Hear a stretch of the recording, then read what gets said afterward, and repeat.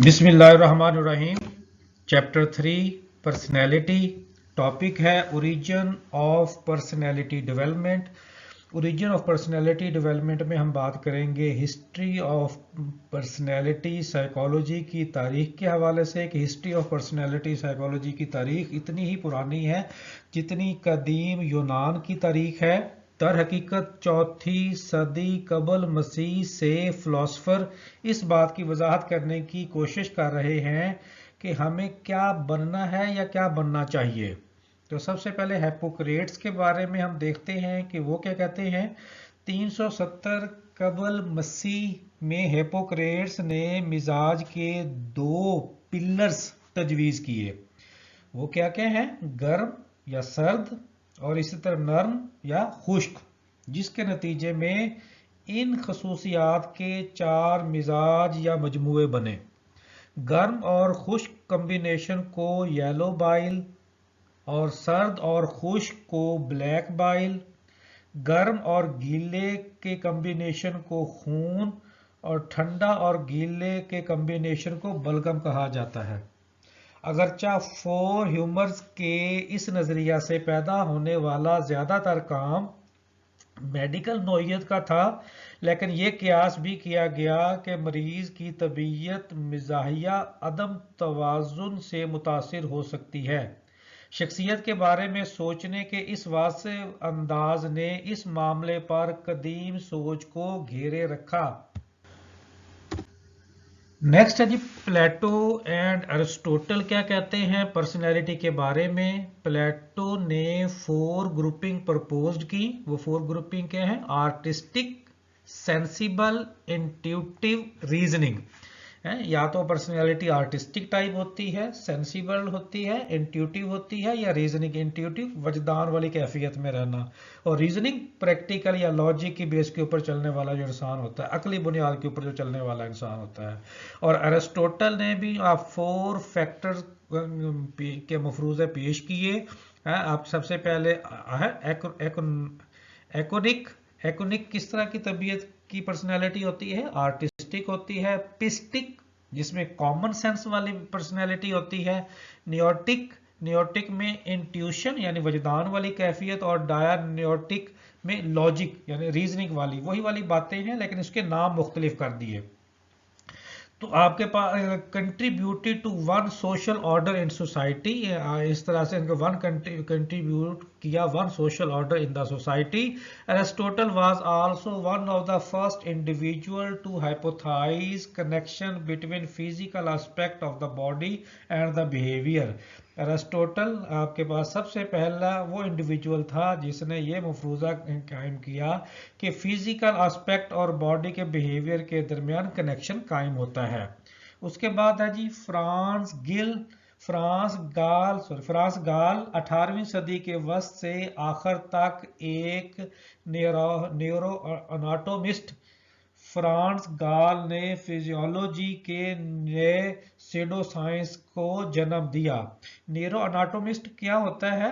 ऐसा पर्सन जो nervous system का माहिर हो, वो न्यूरो एनाटोमिस्ट कहलाता है। और इसी तरह सोडो साइंस क्या होती है? सोडो साइंस ये बेसिकली फॉल्स साइंस कहलाती है, जिसमें समटाइम उस जब आप साइंटिफिक मेथड करते हैं तो उसमें बहुत सारी कमियां कोताहियां, जैसे बैड डाटा जब आपके पास होता है उसकी बेस के ऊपर जब आप सारा प्रोसेस करते हैं, तो उस तरह की जो साइंस होती है उसे सोडो साइंस का नाम दिया जाता है। तो 18वीं सदी के वक्त से आखिर तक फ्रांस गाल ने फिजियोलॉजी के नए सोडो साइंस को जन्म दिया। ये एक ऐसा नज़रिया है जो दिमाग के मखसूस इलाकों और अफ़ाल के दरमियान अर्तबात का कयास करता है। गाल का ख्याल था कि खोपड़ी की पैमाइश अफराद के अंदरूनी ख्यालात और जज्बात के बारे में कुछ जाहिर कर सकती है। एक ऐसा मफरूज़ा जिसने जदीद नेरो साइकोलॉजी की राह हमवार की। गाल का काम कुछ ऐसा पहला काम था जिसने रवैये और शख्सियत की फलसफाना वजाहत से हटकर एनाटॉमी में रूट्स कायम की। नेक्स्ट है फिनियास गेज। फिनियास गेज कि अबाउट पर्सनैलिटी क्या है। फिनियस गेज इस तरह के कयास के लिए जिस्मानी सबूत 19वीं सदी के वस्त में फिनियस गेज के मशहूर और दिलचस्प के साथ नीचे पहुंचे। गेज न्यू हैम्पशायर का एक रेल रोड तमीराती कारकुन था। जब 1848 में एक हादसे की वजह से इसके चेहरे की साइड से इसकी बाईं आंख के पीछे और इसकी खोपड़ी के ऊपरले हिस्से में एक लोहे का टुकड़ा चला गया जिसने इसके खोपड़ी के उस हिस्से को डिस्टर्ब किया। मौजूदा तौर पर गेज सेहतयाब तो हो गए, कमजोर होने के बावजूद वो चलने और बोलने के काबिल भी था। ताहम हादसे से दिमागी नुकसान का नतीजा उसकी शख्सियत में तब्दीलियां आई, बहुत सारी तब्दीलियां आई।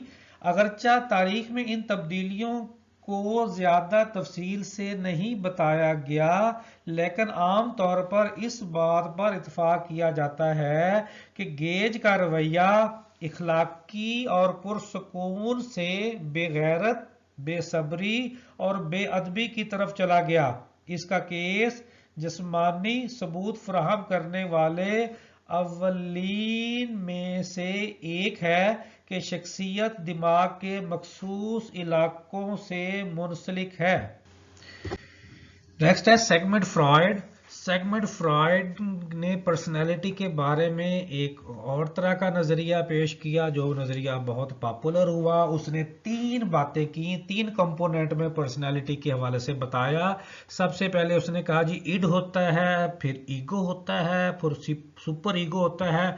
इड के बारे में कहा कि इड जो है वो टोटली अनकॉन्शियस से रिलेटेड है और इसका ताल्लुक प्लेयर के साथ है। यानी और समझ लो कि ये इंसान की शख्सियत का डार्क पहलू है कि जब इंसान दुनिया में आता है कि जो कुछ भी उसको प्लेयर के हवाले से चाहिए होता है वो उसको प्लेयर के लिए हासिल करता है। उसके बाद चूंकि सोसाइटी के साथ इंसान का ताल्लुक होता है तो रियलिस्टिक सोसाइटी कैसी होती है उसके हवाले से फिर जो शख्सियत की दूसरा पहलू है वो आपके पास ईगो है। ईगो टोटली रियलिटी बेस्ड है।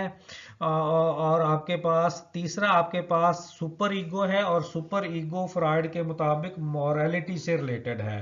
इड प्लेयर से रिलेटेड है, ईगो रियलिटी से रिलेटेड है और सुपर ईगो मोरालिटी से रिलेटेड है। मोरालिटी से क्या मुराद है, राइट एंड रॉन्ग का जो कंसेप्ट है वो मोरालिटी से, एक इंडिविजुअल खुद से यानी एक चीज के बारे में पता होना माशरे में क्या ठीक चल रहा है क्या ठीक नहीं है उसके मुताबिक इंसान अपने आप को ढालता है तो वो ईगो है। और अगर उसके ऊपर अमल करता है, राइट को अडॉप्ट करता है और रॉन्ग को अपनी लाइफ से स्किप करता है तो इसका मतलब वो स्टेज कौन सी है, सुपर ईगो की है। तो फ्रॉयड ने इस तरह से पर्सनैलिटी के 3 हिस्सों के ऊपर बात की। जो पहला हिस्सा इड है वो टोटली अनकॉन्शियस है, ईगो और सुपर ईगो जो है वो किसी हद तक कॉन्शियस से रिलेटेड है आपके पास। कार्ल योंग के मुताबिक पर्सनैलिटी क्या है। कार्ल योंग एक नफ्सियाती माहिर और फ्रॉयड का स्टूडेंट था। इसने पर्सनैलिटी का ए टाइप बेस नजरिया तैयार किया। अपनी किताब नफ्सियाती अक़साम में योंग का दावा है कि अफराद मुख्तलिफ किस्म के मतनौ शख्सियत के जुमरे में आते हैं।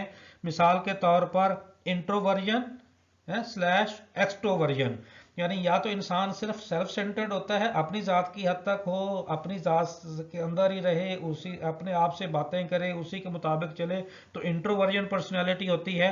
अगर लोगों के साथ घुल मिल के रहे, लोगों के साथ अपनी राय का इजहार करे, उनके साथ बॉन्डिंग करे, तो एक्सट्रोवर्जन पर्सनैलिटी होती है। की शख्सियत के टोपोलॉजी नजरिए को कैथरीन कुक ब्रिज और इसकी बेटी अजबिल ब्रेग्स मायर ने मकबूल किया, जिन्होंने आखिरकार मायर्स ब्रिज टाइप इंडिकेटर तैयार किया। इस किस्म का नजरिया आज तक पर्सनैलिटी का एक आम तस्वर है। इब्राहिम मास्लो जो है उसका क्या व्यू है पर्सनैलिटी के बारे में। इब्राहिम मास्लो पर्सनैलिटी की पहेली को हमारी बुनियादी ड्राइव्स क्या है के जाविये से छानबीन का रुझान 1940 और 1950 की दिहाइयों तक जारी रहा। बहुत से लोग इब्राहिम मास्लो की ज़रूरियात की दर्जाबंदी से वाकिफ़ हैं। आप लोगों के साथ भी मैं शेयर कर चुका हूं, जैसे लोअर आर्डर जिसमें भूख आ जाती है, शेल्टर आ जाता है, फिर उससे ऊपर वाली दर्जाबंदी आ जाती है, सेल्फ स्टीम आ जाती है, सेफ्टी आ जाती है, फिर उसके ऊपर जो है वो सबसे आला जो है सेल्फ एक्चुअलाइजेशन आ जाती है। ये ऑलरेडी मैं आप लोगों से शेयर कर चुका हूँ। लेकिन मास्लो की तजवीज़ को तस्लीम करने में नाकाम रहते हैं कि आम इंसानी मुहर्रकात खुद हकीकत पसंदी के असूल, खुद हकीकत पसंदी यानी सेल्फ एक्चुअलाइजेशन के असूल के मुताबिक इन ज़रूरियात को पूरा करने की ज़रूरत से कार फरमा है, जो कहता है कि इंसान के हो सकता है कि इंसान सबसे बेहतर बनने के लिए तैयार होते हैं। नेक्स्ट है जी कार्ल रॉजर्स। कार्ल रॉजर्स क्या कहता है जी? कार्ल रॉजर्स 1950 की दिहाई के अवाखिर में कार्ल रॉजर्स ने मास्लो के नजरिए की बुनियाद रखी। ये दलील दी कि हाँ, हम सब अपनी बेहतरीन सलाहियतों को हासिल करने की कोशिश करते हैं, लेकिन हम अपनी शख्सियत के मुताबिक मुख्तलिफ तरीकों से ऐसा करते हैं। यानी जिस तरह का हमारी शख्सियत होती है उसी तरीके के मुताबिक ही हम वो करने की कोशिश करते हैं। मेरा तरीका वो उसी काम करने का और हो सकता है, आपका तरीका और हो सकता है, अकरम का तरीका और हो सकता है, शुमाइला का तरीका और हो सकता है। इस तरह हर एक इंसान का अपना अकरम मुख्तलिफ अंदाज हो सकता है। दिस लाइन ऑफ रीजनिंग, अच्छा आपके पास इस तरह से आपके पास वो मिसाल आपके जहन में आती है, मुर्गी और अंडे के मसले की तरफ जाती है। अब मुर्गी और अंडे का मसला आपको पता है कि मुर्गी पहले आई है या अंडा पहले है। इसकी तरकीब में जाने की बजाय कुछ करने की तरकीब, जैसे आपकी इंसानी ज़रूरियात को पूरा करना बिला आखिर रवैये को मुतासर करती है। कुछ करने की तरकीब बिला आखिर रवैये को मुतासर करती है और इस तरह पर्सनैलिटी पर असरअंदाज होती है, जैसा कि मास्लो का ख्याल था। लेकिन वो शख्सियत बैक वक्त आपके मुहर्रकात यानी मोटिवेशन पर अमल करने के तरीके को मुतासर कर रही है, जैसा कि रॉजर ने कियास किया था। आखिरकार इस दायरे के बहाव के हवाले से कोई दुरुस्त जवाब नहीं है। पर्सनैलिटी और बिहेवियर के दरमियान ताल्लुक को सुलझाने वाली पहेली जदीद नफ्सियाती गुफ्तगू में बरकरार रहती है और मुताले के बहुत से शोबों में तहकीक और बहस को मुतासिर करती है। उम्मीद है कि आपको ओरिजिन ऑफ पर्सनैलिटी के हवाले से अंडरस्टैंडिंग हो गई होगी कि जिसमें हमने ग्रीक से लेकर जो है और मुख्तलिफ इब्राहिम मास्लो है, जैसे आपके पास फ्रॉयड है, कार्ल रॉजर है और भी जैसे मुख्तलिफ नेम हैं, उनका जो पर्सनैलिटी के बारे में जो व्यू था वो आप लोगों के साथ शेयर किया। उम्मीद है कि पर्सनैलिटी के ओरिजिन के बारे में जो मुख्तलिफ कंसेप्ट थे उससे आपको आगाही हो गई होगी। इसके साथ ही आपसे इजाज़त चाहते हैं। अल्लाह हाफिज़।